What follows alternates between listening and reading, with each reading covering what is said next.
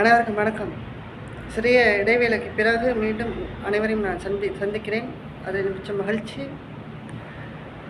நமது தமிழ் ஆன்மீக சேனல், இந்த சேனலில் பல பதிவுகளை பார்த்து கொண்டு வரோம்.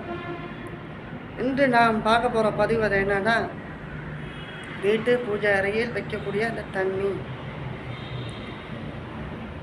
வீடியோ பார்க்கறதுக்கு முன்னாடி புதுசாக என்ன வீடியோ பார்க்குறீங்கன்னா சப்ஸ்கிரைப் பண்ணிக்கொள்ளுங்கள். வீடியோ பார்த்துட்டு பிடிச்சிருந்தால் லைக் பண்ணுங்கள். அதில் கருத்துக்கள் தெரிவிக்கிறேன்னா கருத்துக்கள் தெரிவிக்கணும். இப்போ வாங்க வீடியோக்குள்ளே போகலாம். வீட்டு பூஜை அறையில் வைக்கக்கூடிய தண்ணி, அந்த தண்ணி எதில் வைக்கிறீங்க அதுதான் இப்போ முக்கிய பாயிண்ட்டு. வாங்க பார்க்கலாம். இந்த பஞ்சபாத்திரம் எல்லாருக்குமே தெரியும். பஞ்சபாத்திரம் அதில் வைக்கலாம். அது பித்தளையில் இருக்குது, செப்பில் இருக்குது.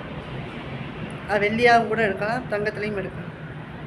இதில் நீங்கள் வச்சிங்கன்னா நல்ல ஒரு வைப்ரேஷனே அது உங்களுக்கு கொடுக்கும்.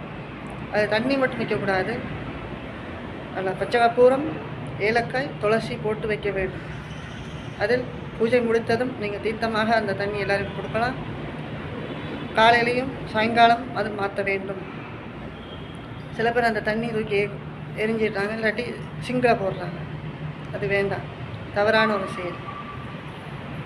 பூஞ்செடியில் ஊற்றவும், அப்படி இல்லையா வீட்டுக்கு ஊருக்கு மேல் போடவும். அதுதான் சிறப்பான ஒன்று, சிறந்தது ஒன்று.